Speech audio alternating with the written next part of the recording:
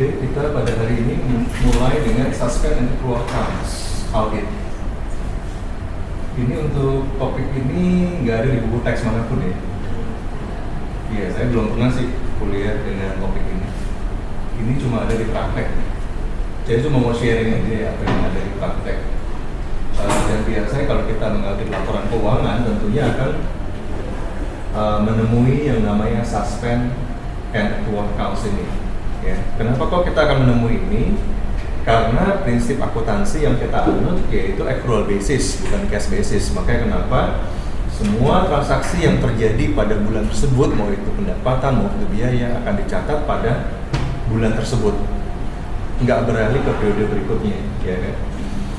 Nah, untuk suspend and accrual accounts ini dari berbagai macam perusahaan berbeda-beda ya namanya ya.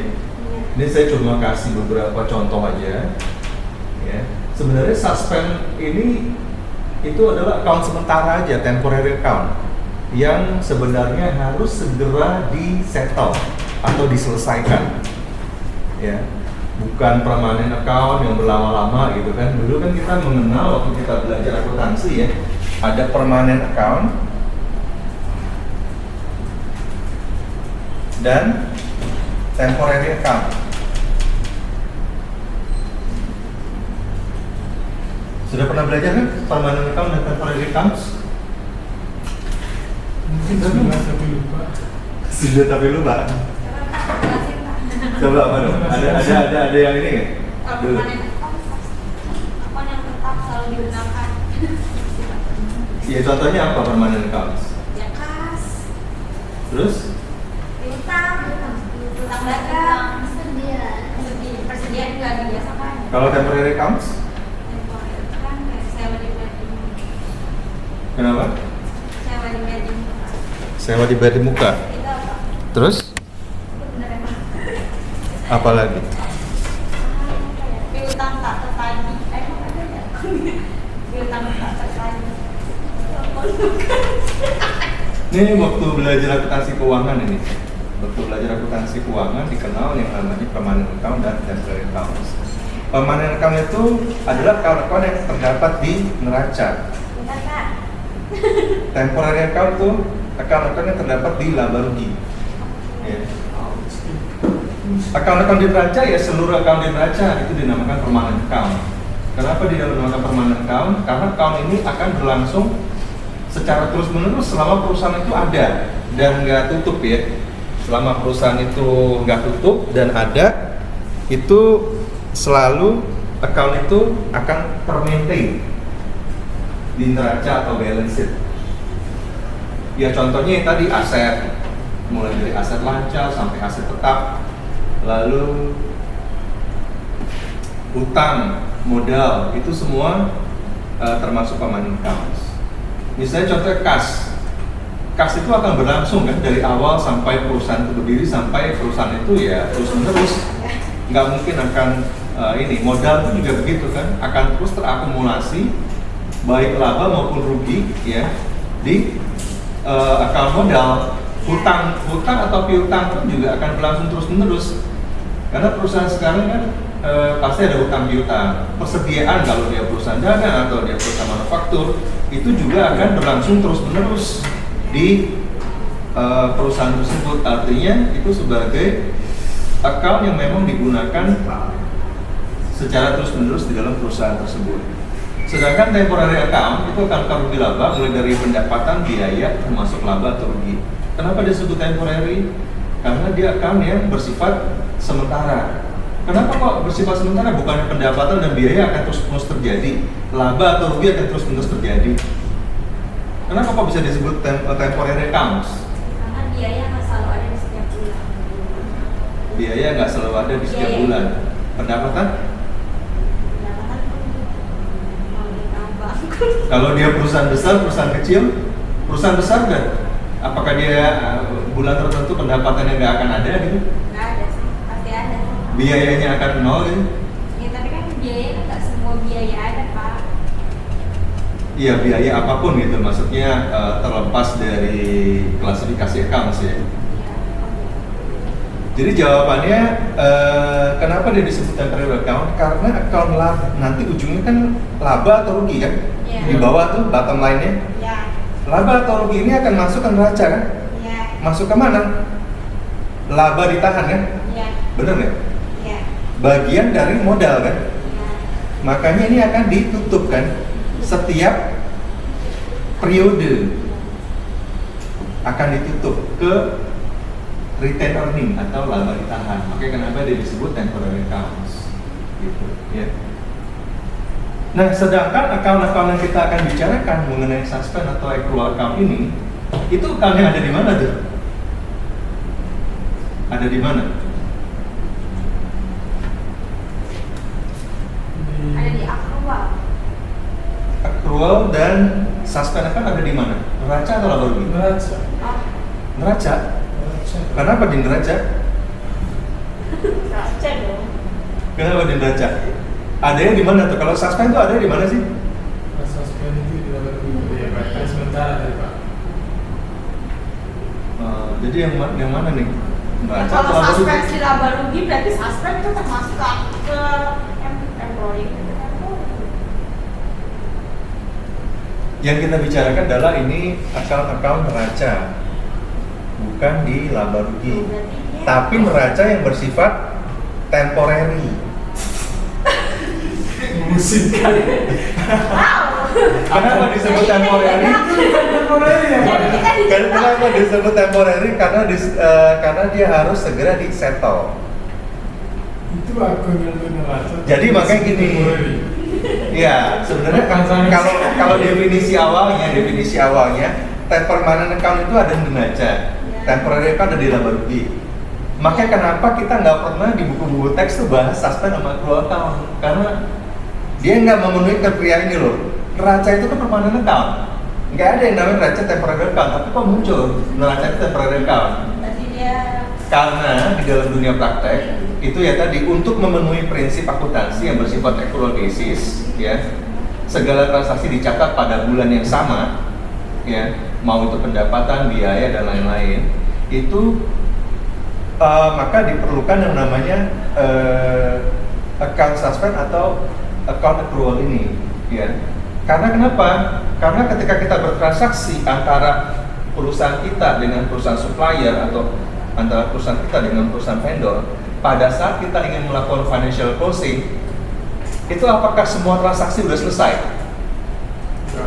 Enggak kan? Ya. Kan sebenarnya saya bilang nih, misalnya kalau dia dari 1 Januari sampai 31 Januari 2019, maka closingnya itu di misalnya 5 Februari 2019 kan? Ya. 5 hari kemudian.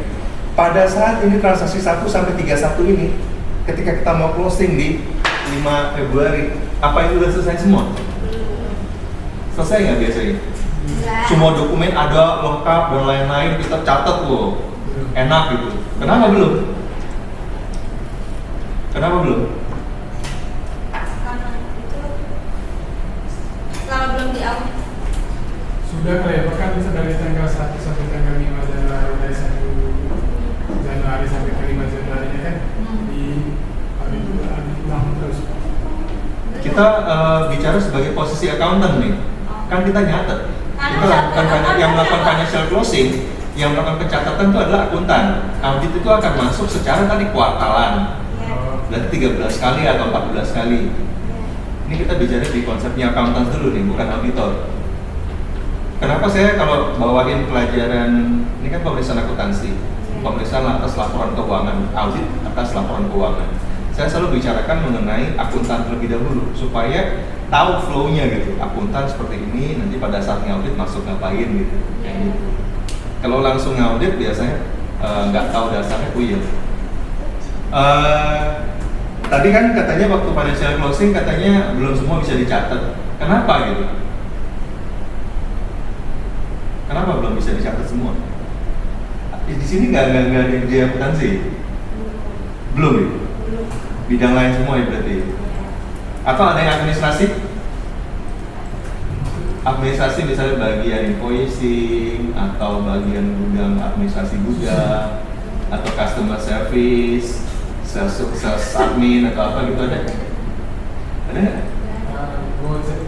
Nggak ada yang Gojek ya? Mungkin karena ya karena itu kok kayak ada invoice yang belum dikirim, belum terkirim dari orang sananya, dari vendornya, sehingga kita nggak bisa cari. Ya kalau kayak gitu kondisinya gimana gitu? Harus diapain gitu? Nggak bisa bersama. Harus paksakan vendornya untuk segera kirim, Pak. Kalau vendor belum ngirim-ngirim, kita udah mau closing. Batalin aja bisa. Barang udah diterima. Udah terima. Tapi kita belum ngeluarin apa-apa kan? Kita belum ngeluarin duit, tapi barang itu udah kita terima. Ya, kita tercatat. Kan tapi kita nggak dapat. Ya kita catat Pak, tapi dengan account.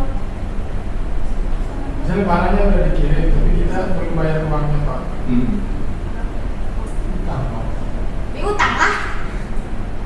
Utang, Pak. Lah kan kita yang beli barang, masa iya ya utang. Oh iya utang. Gimana tuh? Gimana? Ya udah Pak, kita jadi punya utang. Nah ini dia, yang tadi dijelaskan sedikit tuh ada artinya gini. Nah yang kayak kita jelasin minggu lalu ya. Kita beli barang dari Aneka Kimia Raya, AKR Korindo sekarang namanya. Itu dia udah ngirim barang ke kita. Anggap transaksinya 1 sampai 31 Januari udah ngirim semua. Tapi invoice itu dari 1 sampai 31 Januari, pas kita mau closing 5 Februari itu invoice belum muncul. Sebulan gitu, ya kan? Nah itu kan berarti pencatatan kita kan gantung tuh. Ya kan kita udah terima barang, oke kita catat. Tapi dari sisi invoice kan kita belum catat tuh. Gitu. Nah maka dari itu proses pencatatan yang namanya suspend virtual account itu menjadi penting, ya kan? Agar semua transaksi tersebut kita catat gitu. Nah baik dari sisi dia, dari sisi si supplier, dia juga pada waktu dia ngirim barang kan, jurnal kan gini nih, ya. Kalau dia ngirim barang kan sebenarnya harusnya AR pada penjualan, COGS pada persediaan kan, bener nggak? Ya. Yang pertama dia jurnal pasti ini nih, karena kan kenapa? Persediaannya udah keluar kan, udah diterima sama si pembeli. Ya. Sedangkan ini belum dia buat sampai dengan mau financial closing. Dia belum buat, anggaplah dia kejar di financial closing dari sisi supplier ya. Supplier. Ini dari sisi pembeli. Anggaplah dia kejar sampai sini, tapi kan invoice-nya dia belum kirim ke si pembeli kan. Jadi dari sisi pembeli gantung kan. Pembeli udah catat nih persediaan pada, kalau kita catat pada hutang nggak mungkin kan? Ini kita belum dicatat pada hutang. Udah catat pada hutang belum? Kalau kita udah terima persediaan. Kok belum kenal? Karena belum dapat invoice-nya. Gimana mencatat hutang? Dasarnya apa? Invoice ya. Dasarnya cuma surat jalan kan? Iya. Surat jalan kita catat persediaan. Di kartu stok udah ada, tapi kan nggak mungkin bisa catat sebagai hutang. Bisa nggak kita catat sebagai hutang? Enggak. Harus ada invoice. Harus ada invoice-nya. Di selama ini di teori-teori buka akuntansi itu, ya, itu mengasumsikan persediaan pada hutang. Iya. Karena diasumsikan bahwa pada saat surat jalan itu barang dikirim, itu udah ada surat jalan sama invoice. Tapi pada kenyataannya, itu surat jalan dulu sama barang, nanti surat jalan itu dibawa balik, nanti ada kesalahan penerimaan barang atau cocok dan lain-lain, baru dikasih ke bagian invoicing buat invoice baru dikirim berikutnya. Jadi lihat barangnya udah terima sesuai apa belum? Udah terima sesuai apa belum? Karena kalau misalnya nggak sesuai, ada selisih jenisnya, ada selisih kuantitasnya, yang kemarin saya cerita ada lebih atau kurang, itu nanti pada saat buat invoice salah kan? Harus dibatalkan lagi, harus dibuat invoice yang baru gitu, ya kan? Sebenarnya ini strategi vendor sih ya. Vendor itu kalau dia mau cepat, yang namanya barang udah sampai di pembeli itu seharusnya cepat ditagihkan kan? Iya. Nggak boleh berlambat-lambat. Makanya bagian sales admin atau customer service itu punya target buat dia mengejar supaya invoice itu segera nyampe ke si pembeli, supaya pembeli akui sebagai hutang dan segera bayar pada saat termin pembayarannya.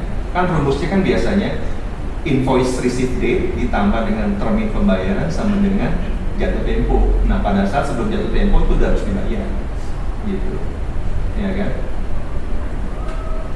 Nah, selama ini ya tadi di buku-buku teks selalu persediaan pada utang, padahal salah itu.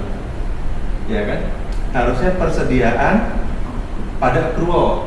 Accrualnya biasanya kalau di company saya 30 GR. Ini accrual, ada di posisi kredit. Nanti kalau di neraca itu ada di posisi sini. Termasuk bagian dari utang. 330 GR itu 330 itu kan kode kan, 3 itu kan utang kan? Iya. GR itu kan good receipt. Ini cuma penamaan aja. Gitu. Seharusnya perusahaannya gitu ya Pak? Hah? Tergantung perusahaan. Tergantung perusahaan. Perusahaan yang lain bisa berbeda. Maka jurnal yang benar adalah persediaan pada 330 GR. Jadi persediaan yang kita terima karena dokumen invoice belum kita terima, kita belum akui sebagai utang. Ketika invoice sudah datang, baru kita balik 330 GR pada utang. Pada saat kita bayar utang pada bank, banyak jadi jurnalnya. jurnalnya banyak. Nggak pernah kan diajarin di kampus kan? Enggak sih. Ini saya sharing-sharing pengalaman aja gitu. Saat ini saya nanganin hal-hal yang kayak gini gitu. Jadi kalau belajar di kampus ya intinya gini sih, belajar tetap belajar berdasarkan textbook. Kan nggak semua dosen praktisi. Terus juga walaupun dosen praktisi juga nggak semua ngajarin atau berbagi ilmu yang ada di praktek. Biasanya textbook aja kan, sesuai buku aja kan. Makanya pada saat mahasiswa terjun ke dunia praktek itu bingung. Saya pribadi bingung. Dulu waktu awal salah, sering melakukan kesalahan, padahal buat laporan keuangan sederhana tuh waktu awal kerja. Terus bingung mau ngelakuin apa gitu. Padahal nilai perfect di kampus cum laude IPK-nya, tapi pas kerja nggak bisa apa-apa gitu. Saya ngerasain gitu, kok begini amat ya, kok nggak beda gitu. Nah, seiring dengan pengalaman kita belajar, oh ternyata gitu ya. Ada sedikit adjustment antara teori dengan praktek. Bukan berarti teori nggak berguna. Teori itu sebagai dasar atau konsep buat kita tuh memahami satu bidang keilmuan. Setelah kita memahami bidang keilmuan, pas kita praktek itu lebih kompleks dibanding teori. Teori itu satu kondisi yang di generalisir gitu, distandarisasi supaya orang paham. Tapi di bidang praktek ada kondisi A, kondisi B, kondisi C, ini bla bla bla. Tadi contohnya kan. Oh, dokumen belum diterima, nggak bisa dikirim hutang. Gimana bayarnya? Dasar bayarnya apa? Dasar bayar invoice. Belum ada invoice, gimana kreditnya hutang? Maka ini harus di accrual, ini namanya accrual ya. Accrual posisinya kredit kan? Iya. Accrual posisinya sebagai hutang kredit. Nah makanya ini dia 330 GR. Posisi account normalnya kredit. Kalau dia berkurang sudah baik. Kayak gitu. Sampai sini ada yang mau tanyain dulu? Sorry, saya minum dulu nih. Kalau Pak, Cepat aus saya.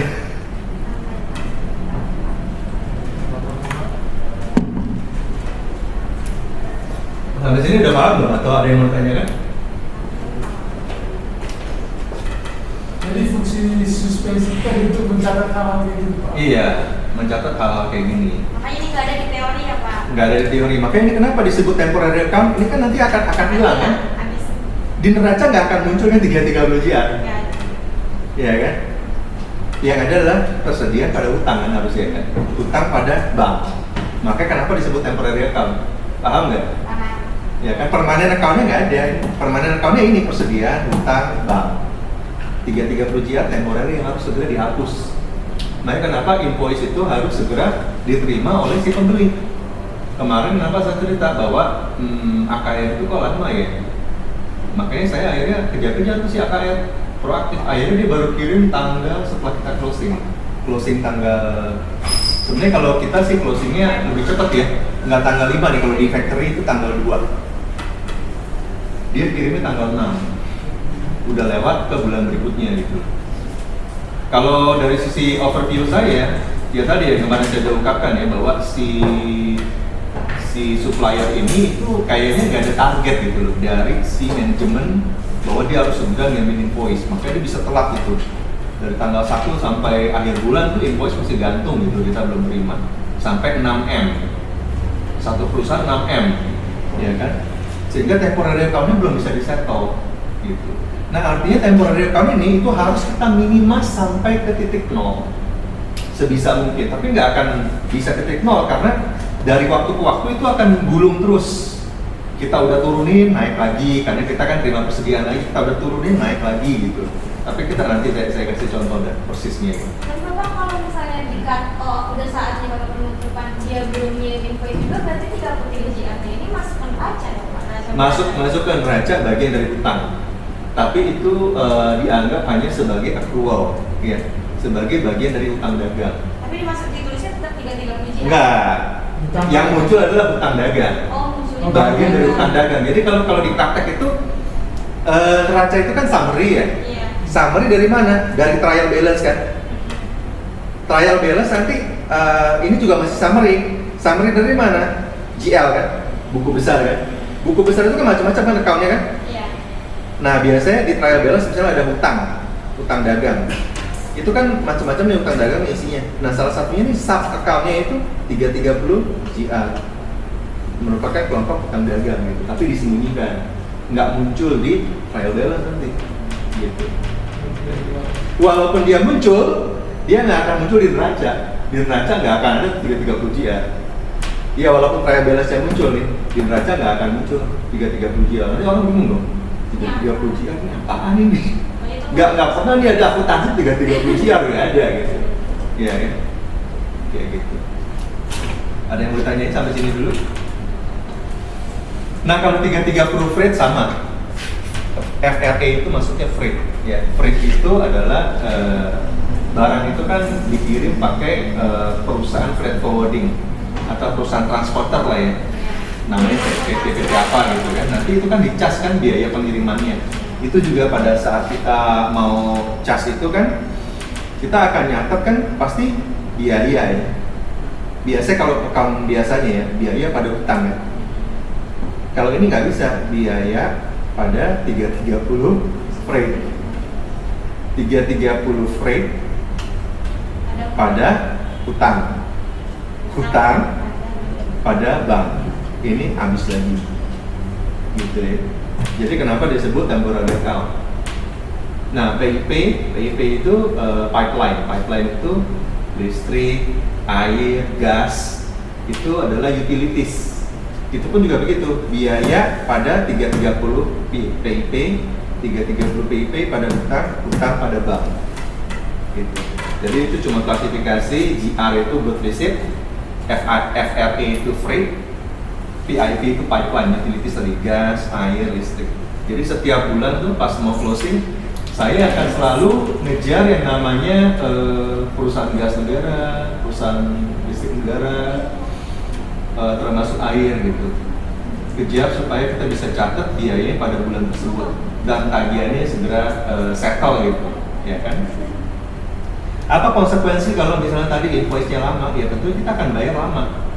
Tanggal invoice nggak sama dengan invoice receipt date oleh si pembeli. Sedangkan proses pembayaran itu dihitung dari invoice receipt date plus TOP sama dengan jatuh tempo. Nah sebelum jatuh tempo harus dibayar. Jadi kalau invoice date-nya misalnya anggap tanggal 2 Januari, tapi dia baru kirim yang kemarin saya udah jelasin ya 6 Februari, maka ini nggak dipakai. Yang dipakai adalah tanggal receipt-nya ini ditambah TOP-nya 30 hari, berarti tanggal 6 Maret baru di jatuh tempo sebelum nomor harus dibayar. Kalau nggak overdue kan jatuhnya di air aging seperti itu. Jadi kenapa yang kemarin saya ngomong bahwa kita tuh nggak bisa sebagai akuntan tuh pasif, ya kan? Kita harus proaktif karena kita punya target juga. Kita harus punya yang namanya memastikan bahwa laporan keuangan itu yang kita sajikan sebagai seorang akuntan itu akurat, sesuai dengan sifat akuntan. Coba buka ada PSA, KSAK ya. Pasti itu ada tuh karakteristik laporan keuangan akurat, relevan, tepat waktu dan lain-lain. Itu kan belajar di financial accounting ya. Nah itu tanggung jawab akuntan, nggak bisa berleha-leha. Nanti kita beralasan, wah Pak, Bu, maaf ya Bu, ini invoice kita belum terima, gitu. Nggak ada alasan gitu, karena kita memastikan akurasi. Itu dia tanggung jawab seorang akuntan ya, bukan hanya tukang catat tapi harus memastikan. Ya, bukan tukang catat akuntan. Kalau belajar SPM ya, sistem pengendalian manajemen, nggak tahu, belajar nggak ya? Controllership. Tukang periksa. Jadi controllership atau sistem pengendalian manajemen. Nah, akuntan itu fungsinya tadi pencatatan, ya kan, terus pengawasan, analisis, jadi nggak hanya nyatet aja gitu. Jadi dia monitoring juga, analisis juga, supaya kita bisa menyajikan data dan informasi ke manajemen untuk mengambil keputusan. Karena kalau laporan keuangan kita buat nggak akurat, itu terus kita nggak analisa laporan keuangan. Maka laporan keuangan itu nggak bunyi, cuma angka-angka doang. Sedangkan yang memiliki jabatan CEO, presiden direktur atau wakil presiden direktur dan lain-lain, belum tentu backgroundnya accounting dan belum tentu dia ngerti gimana ngebaca laporan keuangan. Kita pun sebagai akuntan awal-awal juga saya gitu, ini apa nih angka-angka ya? Coba nanti yang saya kasih tugas kan, kalau cuma baca angka-angka doang kan kita coba tahu, oh asetnya sekian miliar ya, sekian T ya penjualannya ya, nggak bunyi gitu. Tapi pas kita udah analisa pakai horizontal, vertikal, ratio dan lain-lain, kita lihat tuh kenapa begini ya, kita lihat lagi detailnya, itu nanti kita sajikan dalam analisa kita sajikan ke manajemen, oh begini ya, oh kenapa kok, oh over budget, under budget, kok kenapa kok utangnya banyak, kenapa kok utangnya bayar lambat, utangnya kok juga kok lambat gitu dan lain-lain. Itu baru manajemen, gimana ya bahasa manajemen tuh yang non background accounting itu baru dia ngerti buat ngambil keputusan gitu, ya kan? Makanya akuntan itu kalau misalnya dia nggak ada kerjaan, ya harus proaktif. Apa nih yang saya bisa kasih value added ke manajemen? Terus yang kedua ya, ini kan dari sisi kredit ya. Yang kedua nih mungkin saya bicara sisi kredit lagi, accrued expense. Accrued expense sudah tahu ya, biaya yang masih harus dibayar, udah pernah belajar kan? Iya. Biaya yang masih harus dibayar, ya kan, biaya pada hutang biaya kan? Contohnya misalnya biaya gaji pada hutang gaji, pajak ya, pada hutang pajak. Itu kan kita catat ini biayanya bulan Januari, tapi gajinya belum dibayar di bulan Januari, baru dibayar bulan berikutnya, maka kita catat sebagai hutang gaji supaya dia pajak biaya itu, gitu, ya kan? Nah itu yang namanya tadi accrued expense. Kata lainnya, hutang biaya itu atau biaya yang masih harus dibayar namanya accrued expense. Ini memenuhi standar kita di prinsip akuntansi accrual basis, bukan cash basis. Kalau dia dicatat sebagai cash basis, maka biaya pada bank. Catatnya kapan? Bulan Februari, bukan bulan Januari. Padahal biayanya bulan Januari. Gitu. Nanti laporan keuangannya naik turun tuh nanti, gitu. Nggak sesuai periode. Ya. Terus yang sisi kredit lagi di sini. Suspend receipt. Suspend receipt itu apa sih? Suspend receipt itu adalah ketika kita terima uang dari orang, itu kita ke account tampungan dulu, namanya suspend receipt. Ya, kita belum tahu account itu apa gitu kan? Ya, account itu apa, maka kita masukin ke suspend receipt. Contohnya gini. Ya. Jadi dulu gini, waktu kita bayar invoice, itu ada unsur jasanya. Ada unsur jasanya, misalnya bayar invoice-nya 10 juta. Ada unsur jasanya itu 2 juta, barangnya 8 juta. Ini barang, ini jasa. Nah, dia plus PPN kan, 10 juta plus PPN 1 juta sama dengan 11 juta. Ini langsung dibayar. Oleh si accounting suruh proses bayar ke finance. Padahal harusnya 11 juta ini dikurangin lagi 2% dikali 2 juta. Berapa tuh? Berapa? Kalau 10% kan 200 ribu, 1% 40 ribu dong. 11 juta dikurangin 40 ribu sama dengan 10 juta 960 ribu. Seharusnya kita PPh 23? Oh. Potong buat mereka gitu. Dipotong buat mereka, iya kan? Nah ini dibayarnya 11 juta, padahal harusnya dibayarnya 10 juta 960 ke si supplier, 40 juta dibayar ke kas negara, iya kan? 40 ribu gitu. di situ. Tapi ternyata dibayar 100 juta. Nah ini si akuntannya nggak ngerti gitu loh, bahwa itu harus dipotong pajak, ada unsur pajak. Ya. Nanti kalau nanti kerja, ya sebagai akuntan tuh penting banget dengan pajak. Jangan dilupakan. Pajak ini saya nggak jelasin lagi di sini ya. Pokoknya jangan dilupakan gitu. Yang namanya pajak itu harus seperti apa, PPN yang memenuhi faktur pajak standar apa aja kriterianya. Terus kalau ini dari unsur jasa itu PPH mana, PPH 23 kah, apa 21 kah, apa PPH final kah, ya kan 22 dan lain-lain. Harus ada biaya materai dan lain-lain. Itu harus ada semuanya lengkap. Jadi kenapa si akuntan itu sebelum mencatat harus memverifikasi kelengkapan dokumen, akurasi dokumen, terus ada unsur apa nih, ada unsur pajaknya apa enggak. Gitu. Bahkan malah kalau perusahaan tertentu melanggar etika nggak nih? Gitu. Kalau perusahaan farmasi, oh ya belum ikut kelas saya sih ya. Kalau perusahaan farmasi itu juga melanggar etika nggak? Kalau perusahaan perbankan juga melanggar etika nggak transaksi ini nih? Gitu. Jadi sebelum dieksekusi harus dilihat dulu, direview dulu. Maka kenapa di waktu belajar manajemen, belajar pengantar manajemen ya? Iya. Dulu kan ada kan struktur organisasi seperti ini kan? Iya, ada. Ini top, middle, low. Low itu kan banyak nih yang staff-staff. Yang atas kan ini nih, Kecil. presidir dan lain-lain. Makanya sistem review kan ke bawah kan? Apa yang dikerjakan ke bawah di review gitu, ya kan?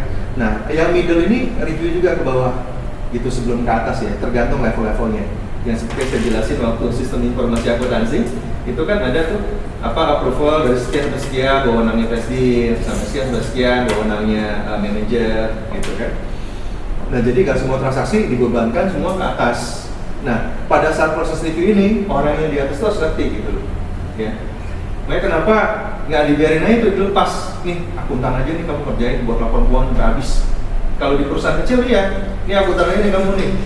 Pas itu kan dia nggak ngerti tuh laporan keuangannya salah-salah, akhirnya bermasalah di pajak. Itu udah terjadi tuh waktu saya kerja di sini di perusahaan farmasi. Kita punya distributor, dia perusahaan kecil, itu berantakan semuanya, di audit pajak bermasalah gitu. Karena si akuntannya nggak paham gitu. Kebetulan waktu itu mahasiswa sini sih yang belajar dia belum lulus kerja di daerah Cawang. Sekarang saya lihat masih kerja sampai dia nikah nih. Saya kan mesti suka lewat Cawang itu. Kantornya nggak jauh dari Cawang gitu. Nah itu sampai sekarang udah nikah, udah hamil, masih kerja di situ. Padahal awalnya cita-citanya tuh pengen kerja di bank gitu. Waktu itu saya bilang, waktu itu kan saya masih kerja di perusahaan sini, farmasi. Saya bilang kamu jangan pindah dulu. Nah justru perusahaan bermasalah ini kamu harus pelajarin. Jangan keluar dulu. Di sisi lain saya juga punya kepentingan. Kalau keluar orang baru lagi saya jelasin lagi repot lagi. Nah mumpung dia juga ngerti dan juga memang benar. Ya apa yang saya ngomongin benar. Di perusahaan bermasalah jangan buru-buru keluar, ya kan? Kerja aja terus liatin, ikutin karena dia dibawa terus kan, ya kan? Dibawa terus gitu. Nah, akhirnya sampai sekarang masih kerja di situ. Gitu. Udah gede kan perusahaannya? Belum. Distributornya kecil sih ya. Orang di gedung Widya Karya. Tahu nggak Widya Karya dekat Badan Narkoba ya? Kalau nggak salah nggak jauh tuh dari Bukit Cawang belok mau ke arah MT Haryono. Itu antara stasiun Cawang sama Uki itu ada yang namanya itu tadi Widya Karya itu. Jadi satu lantai itu ada 8 ruangan kali. Dia cuma sewa 4 ruangan kali. Jadi nggak yang satu lantai perusahaannya. Kecil kan, perusahaan kecil. Nah sekarang saya nggak tahu ya udah seberapa perusahaan itu, karena waktu itu kita juga akhirnya mutusin hubungan distribusi dengan dia karena kacau sih pencatatannya ini itu kacau gitu. Waktu itu kita punya persediaan konsinyasi, dia nggak paham konsinyasi gitu. Harus dicatat sebagai apa, bedanya konsinyasi sama persediaan biasa gitu apa gitu. Kacau waktu itu. Nyampe faktur pajak saya harus ajarin tuh. Faktur pajak nih kamu harus begini, buat notariatur begini, karena waktu itu barangnya pada direktur ya. Buat notariatur begini, sampai saya harus periksa. Masa saya perusahaan prinsipal harus periksa perusahaan distributor, mestinya si ownernya nggak periksa gitu.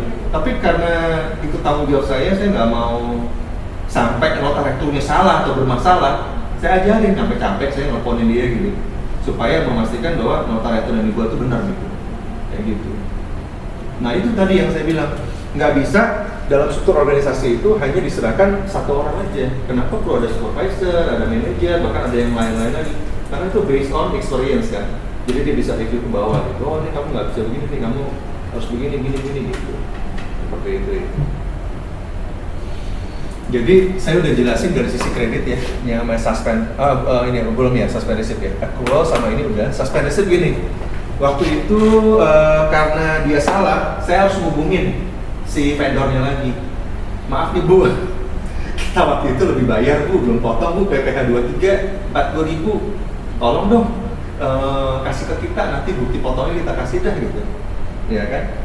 Untung si vendornya baik. Ada beberapa yang nggak mau. Saya bilang tuh vendor lain mau. Saya bilang gitu. Ini kita mau apa aja nih, keapaan nih? Kita mau potong nanti pokoknya bukti potong saya kasih deh gitu. Duit ibu nggak hilang lah, 40.000 bisa dikreditkan sebagai kredit pajak, udah paham kan? Kayak 23 sebagai kredit pajak, pokoknya bisa dikreditkan lah 40.000 gitu. Terus akhirnya kita berilah nomor rekening, saya tulis surat bahwa kita kelebihan bayar atas transaksi nomor invoice nomor sekian, sejumlah sekian, belum dipotong PPh 23 sejumlah sekian, mohon PPh 23-nya ditransfer ke rekening kami PT sekian gitu. Bayar cash bisa nggak? Saya bilang nggak, saya nggak terima cash. Jadi kalau sebagai akuntan tuh kalau bisa apa-apa melalui bank, apapun melalui bank. Kenapa? Yang namanya terima cash itu rawan. Gimana sih kita terima cash? Uang-uang kecil, ada beberapa orang yang mau ngambil uang kecil, iya kan? Kalau saya berusaha pokoknya ke bank account, pokoknya nggak mau kalau bisa ke bank account tuh. Nanti ketika diterima tuh bank account, maka saya akan catat ya. Ini catat lain lagi nih. Jadi apa yang saya jelasin kalau penting catat ya. Jadi yang saya ini apa namanya, pas bank diterima itu, ya ketika bank diterima.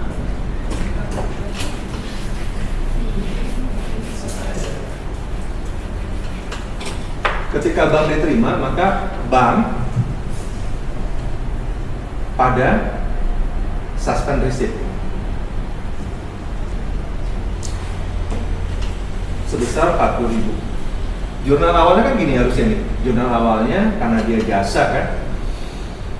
Jasa waktu itu kita beli barang. Waktu itu untuk project sih ya. Kalau project waktu itu kita masukin ke CIP pada utang. Tadi berapa ya? Saya lupa ya angkanya. 11 juta ya? 10 juta ya? Ini dulu salah nih. CIP pada utang ini kan 11 juta. Ini kan input tax 1 juta, ini 10 juta. Nanti jurnal berikutnya adalah utang pada bank 11 juta. Ini kan habis nih, ya kan? Nah, seharusnya jurnal sebenarnya adalah ini kan jurnal ini ya, harusnya begini kan, CIP, input tax, ya kan? Utang dagang, utang PPh 23. Maka ini 10 juta, ini 1 juta, ini 10.960.000, ini 40.000. Terus baru di jurnal utang dagang pada bank 10.960.000, ini dibayar ke supplier. Terus hutang PPh 23 pada bank ini 40.000, dibayar ke kas negara.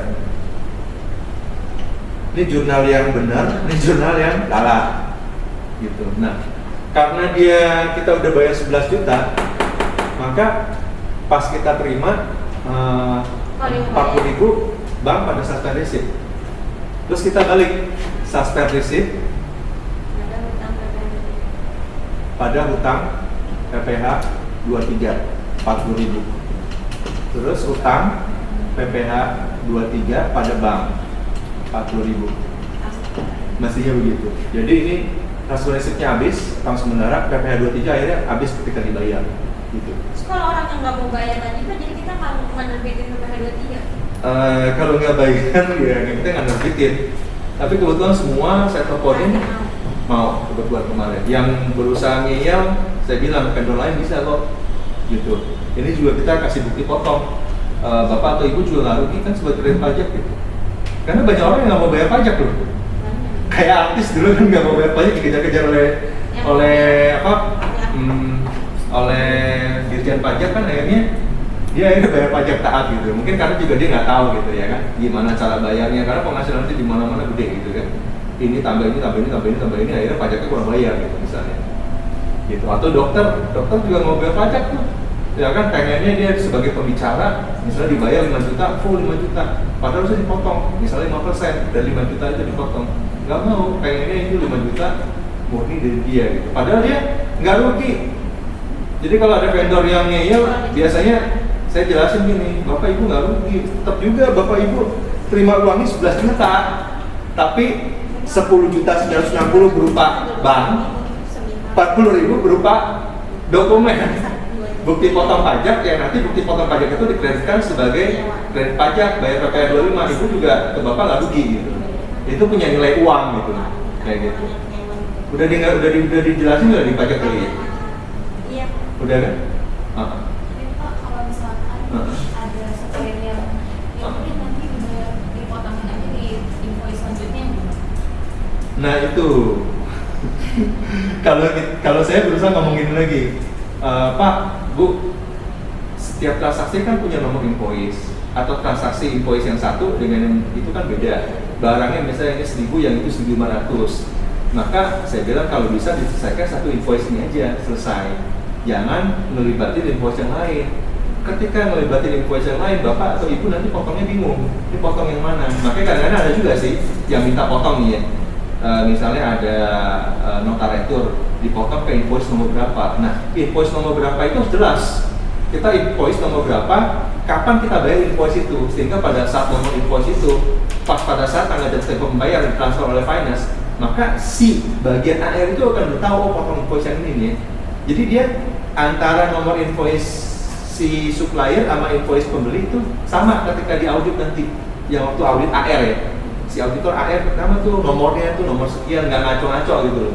Yang bingungnya tadi sebagai sales admin itu dia ketika terima uang gelondongan, dia nggak nanya ke bagian pembeli, potong nomor invoice nomor berapa aja sih dulu.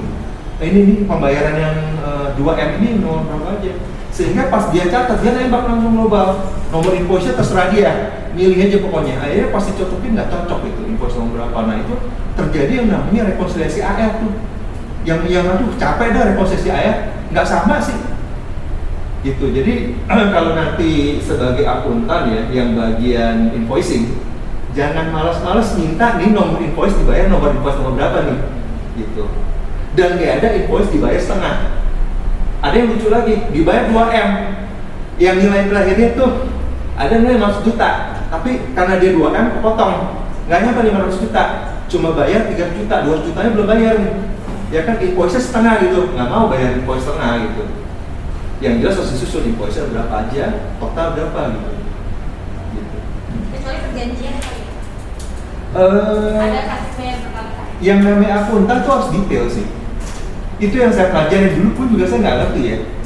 Lama-lama udah setua ini baru saya ngerti gitu. Oh ternyata akuntan tuh harus detail. Kalau nggak detail nanti ketika kita reconcile itu bermasalah gitu loh. Bermasalah karena nggak cocok. Gimana ya? Saya pernah waktu itu sharing nggak ya mengenai kepribadian, udah pernah ya dulu? Iya. Pernah nggak ya? Pernah kan? Ada sanguin, kolerik, melankolis, pragmatis. Nah, akuntan itu ketika kita di psikotes itu pasti yang dilihat adalah ini orang teliti apa enggak?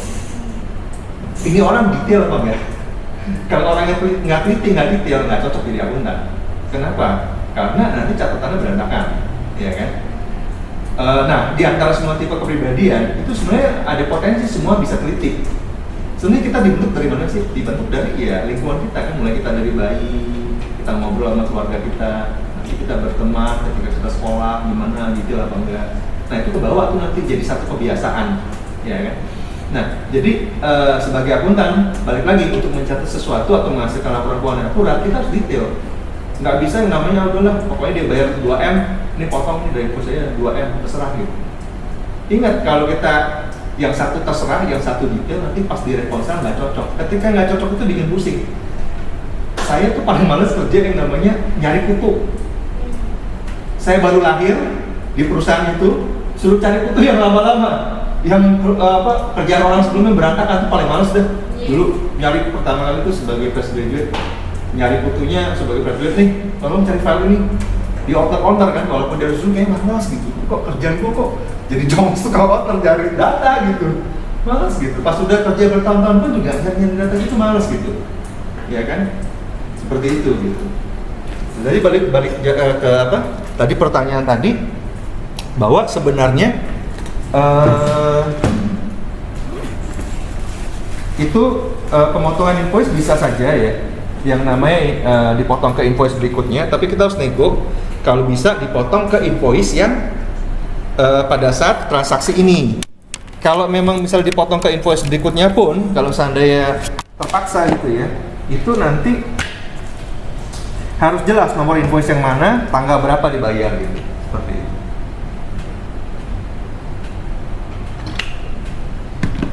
Ada lagi yang mau ditanyakan?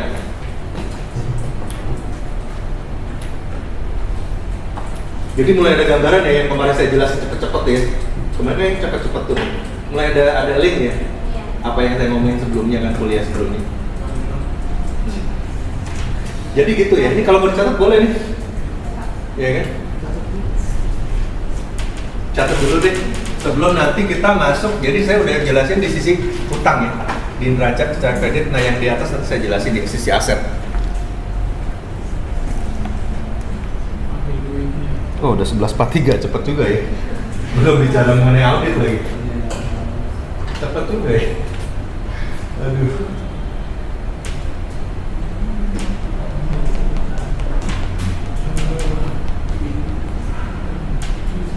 Kalau nggak langsung deh. Takutnya ini apa namanya nggak cukup nih waktunya nih. Kalau bisa sih emang saya jerangin sambil catat sih. Nah, yang nomor 1 sama 2 itu masuk ke account neraca, aset lancar, ya. Jadi ini semua sama-sama aset lancar, utang lancar, ya. Aset lancar apa? Dia masuk ke suspend payment. Suspend payment itu adalah sesuatu yang ingin kita bayar, tapi yang ingin kita bayar itu belum jelas. Dokumennya salah satunya belum kita terima. Contohnya apa? Misalnya kita pengen pada saat kita retur, ya, retur barang. Pada saat kita retur barang, biasanya jurnalnya adalah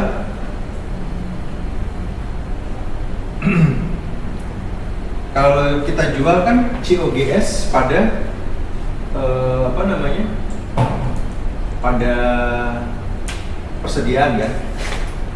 Nah ini kita kreditnya juga persediaan, debitnya pasti hutang pada persediaan. Kalau dia retur benar nggak gini jurnalnya?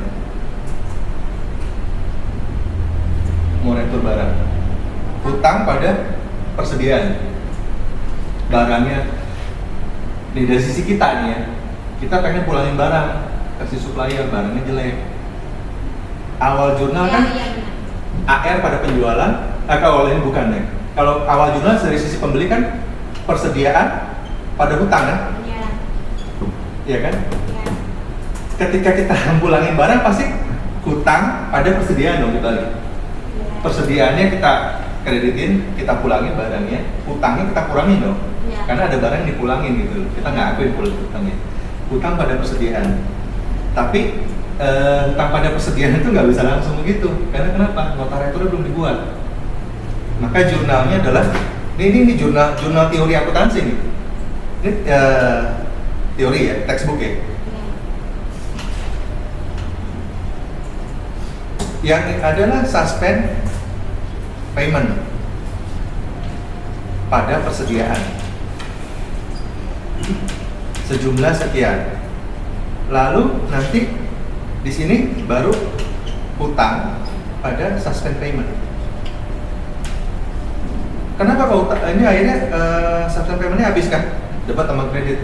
Kenapa hutangnya baru terakhir diakuin? Karena belum dibuat notaretur, persediaannya udah jalan dulu. Melalui surat jalan dikirimkan ke si supplier. Notareturnya baru mau dibuat setelah surat jalannya di sini. Nah, ketika dia belum dibuat, maka dia jurnal dulu suspend payment pada persediaan, baru nanti pas notaretur dibuat hutang pada suspend payment. Jadi antara dokumen sama jurnal itu pas. bukannya selisih gitu. Seperti itu ya. Itu yang namanya suspend payment. Nah, suspend payment itu kan posisinya di debat account normalnya, ya kan? Di debat. Nah, kalau satu lagi employee suspend, ya, employee suspend itu apa sih? Ketika kita minta kasbon, ya, kita minta kasbon, itu kan kita minta kasbon, minta uang dari kasir. Minta uang dari kasir itu belum membelikan belum menerima bon-bon, baru dimintai uang aja gitu ya. Nah, ketika dimintai uang aja, maka kita jurnalnya ini employee suspend pada kas. Ketika kita udah terima bon-bonnya, misalnya employee suspend pada kas 5 juta. Ketika kita terima udah pada bon-bonnya, misalnya bonnya 4 juta, maka ada lebih 1 juta. Maka di sini biaya 4 juta, ya. Terus kas 1 juta, employee suspend 5 juta. Employee suspendnya habis, uang kasnya dikembalikan 1 juta, bonnya dikasih ke kasir 4 juta, settle. Nah, employee suspend juga account yang sementara yang ada di account aset lancar untuk nyatet kas bon. Kenapa? Kenapa kita catat employee suspend pada kas? Karena baru minta uang, bonnya belum ada. Ketika bonnya baru ada, baru biaya. Kalau dia pas ya udah biaya pada employee suspend 5 juta. Bonnya udah ada, baru jurnal itu settle gitu.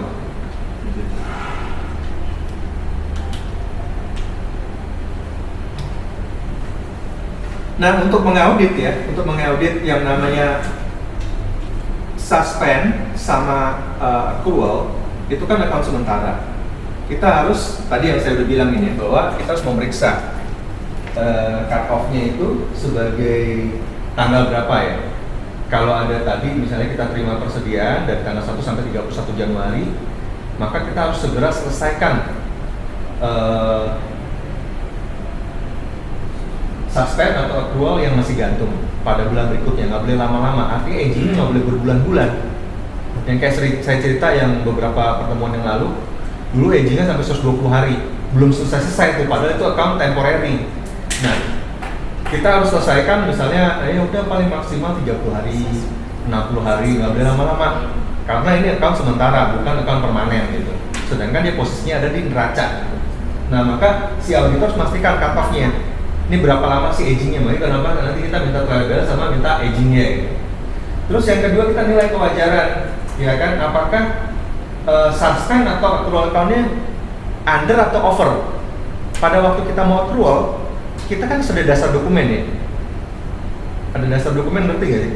Pas kita tadi belum terima invoice-nya, kita mau accrual, itu harus ada dasar dokumen ya. Dasar dokumennya kalau pada saat tadi yang 330 GA, dasar dokumennya surat jalan. Surat jalan itu dikali dengan harga.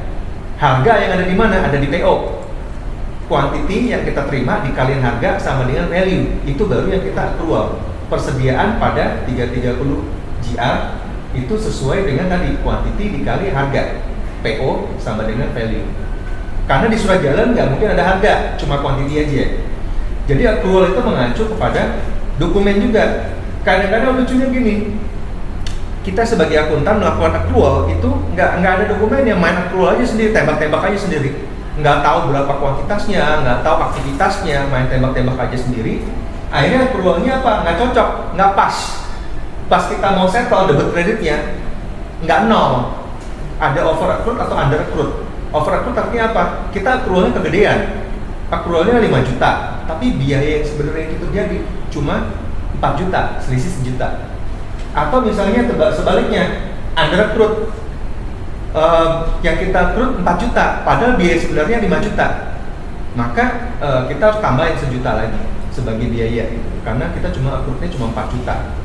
Ya.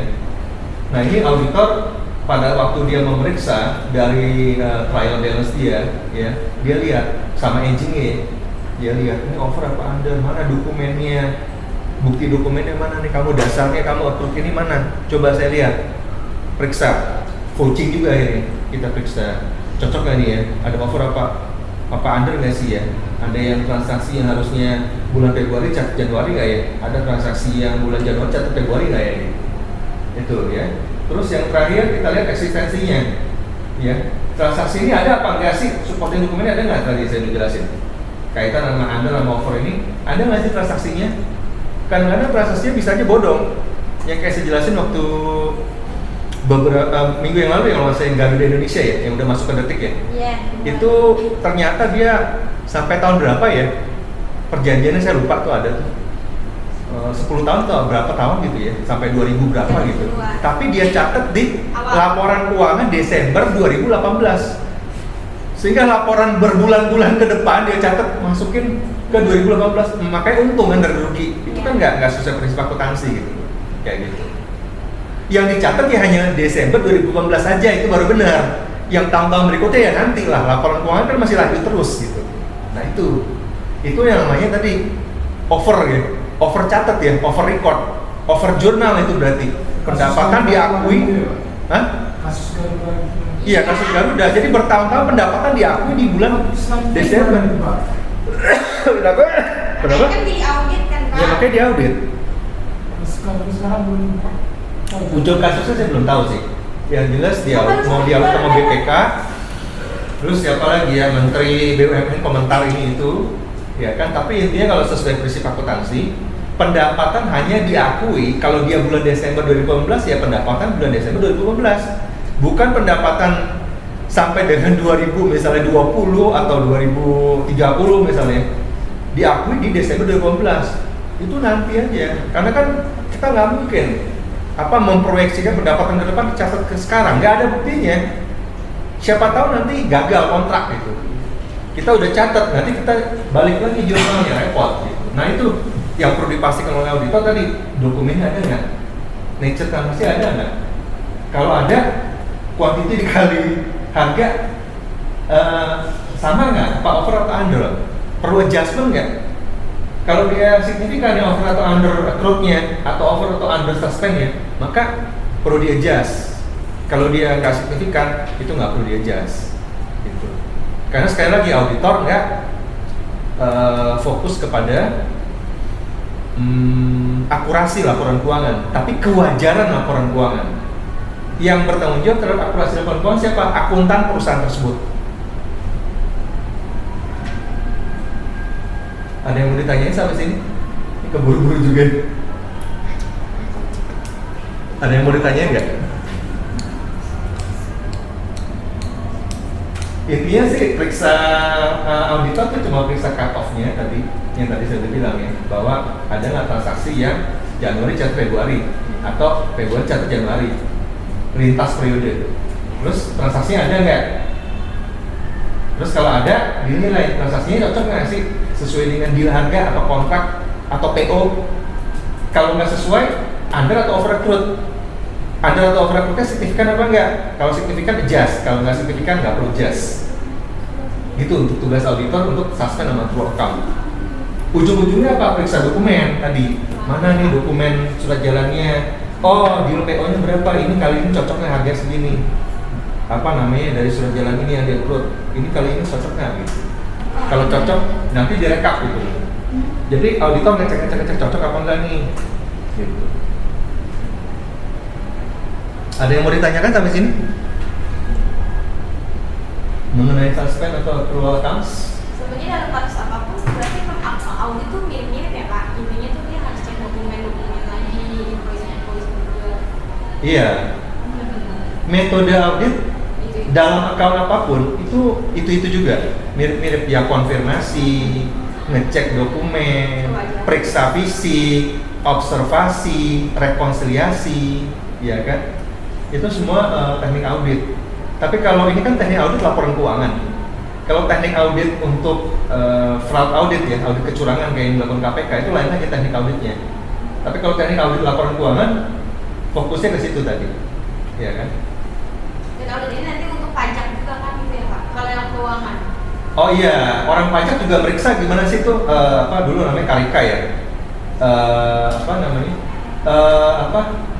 petugas auditor pajak gimana sih ngaudit si auditi di perusahaan-perusahaan metode auditnya kurang lebih sama. Dia kan ngecek dokumen, diminta dulu mana dong dokumen yang ini, mana dong coba saya lihat dong neracanya, buku besarnya mana sih, yang udah diatur atau belum. Dia cek transaksi ini nature gimana, sampai dia datang ke perusahaan, lihat vouchernya dan lain-lain gitu.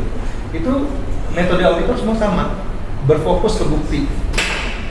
Tapi kalau si KPK lain lagi itu, karena bukti itu belum tentu Benar. dari bukti itu aja. Bukti yang ada kadang-kadang palsu gitu, ya kan? Lain lagi itu, udah nyelidikin lain. Kalau kamu Makanya- punya kesalahan kan enggak juga sama. Sebenarnya auditor itu nggak cari kesalahan sih dimanapun, cuma persepsi auditor ya. Oh ya, saya nggak masuk di pemeriksaan akuntansi. Oh, saya belum belajar internal audit sih ya. Kalau belajar internal audit ketemu saya lagi nih. Kecuali belajar akuntansi manajemen nggak ketemu saya lagi. Kalau belajar audit, persepsi orang nih banyak yang namanya auditor itu dianggap sebagai polisi, sebagai pencari kesalahan. Auditor itu bukan sebagai polisi, pencari kesalahan. Dia adalah pengawas, mengawasi. Yang melakukan sesuatu, yang mengerjakan siapa sih? Akuntan, manajer-manajer, misalnya departemen HRD, departemen accounting, departemen finance, departemen sales, departemen marketing, itu semua kan transaksi terjadi di semua aktivitas perusahaan. Yang dipimpin oleh siapa? Presiden direktur. Nanti orang itu jamin nggak sih kerjanya benar sesuai dengan kepentingan pemegang saham? Belum tentu. Siapa yang perlu mengawasi? Mengawasi namanya Board of Commissioner. Kalau tadi Board of Director terdiri dari siapa? Presiden direktur, wakil presiden direktur, GM, manajer, sampai ke bawah staff. Pelaksana lah intinya, yang melakukan sesuatu. Kayak di sini kan misalnya kalau kerja di kalau sebagai presiden itu pelaksana, kalau sebagai gubernur itu pelaksana. Yang tadi manajemen tadi board of director. Nah kalau sebagai pengawas siapa? Pengawas itu kalau di perusahaan itu board of commissioner, terdiri dari siapa? Komisaris, komite audit, internal audit.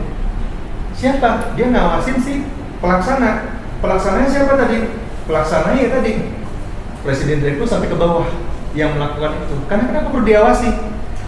Orang nggak bisa jalan sendiri.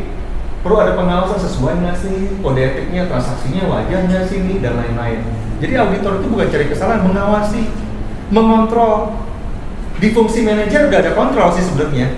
Fungsi manajer, fungsi direktur itu udah ada kontrol. Waktu kita belajar manajemen kan POAC, planning, organizing, control, actuating, controlling. Udah ada fungsi kontrol, tapi kenapa perlu ada fungsi kontrol tambahan seperti board of commissioner atau auditor? Yaitu untuk kembali memastikan bahwa apa yang dilakukan oleh manajemen atau tadi pelaksana itu sesuai nggak sih dengan apa yang ditetapkan oleh si pemegang saham. Makanya kalau di politik pengawasnya siapa? DPR, DPRD, BPK, KPK, pengawas itu. Kenapa kok sampai ada KPK? KPK itu kan komisi ya, apa namanya ad hoc ya, yang nggak harus ada gitu loh. Kenapa kok sekarang ada ya banyak yang korupsi? Kalau korupsi nggak diberantas ya negara ya hancur lah untuk kepentingan individu gitu. Nah itu perlunya pengawasan gitu. Ya kan pengawasan ya perlu auditor. Auditor ngapain? Ngeceknya gimana metode yang tadi kira-kira yang saat ini dipelajari itu gitu loh. Ya kan ngecek dokumen, konfirmasi, observasi, analisis, cek fisik, kayak gitu tekniknya. Mungkin udah belajar kan di audit 1 kan ya? Udah kan? Ada nggak yang lain mau tanyakan?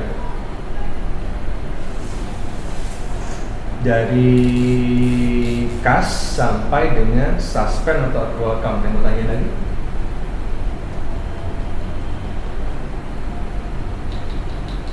Beda-beda dikit sih kalau kita bahas dari kas, gimana cara ngauditnya, piutang sampai sekarang ini beda-beda dikit, kurang lebih di situ juga.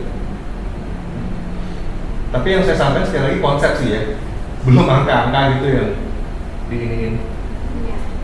Bisa sih nanti saya sajiin angka-angka mungkin minggu depan kali ya. Jadi saya coba buka lagi sistemnya, saya sajiin angka-angkanya.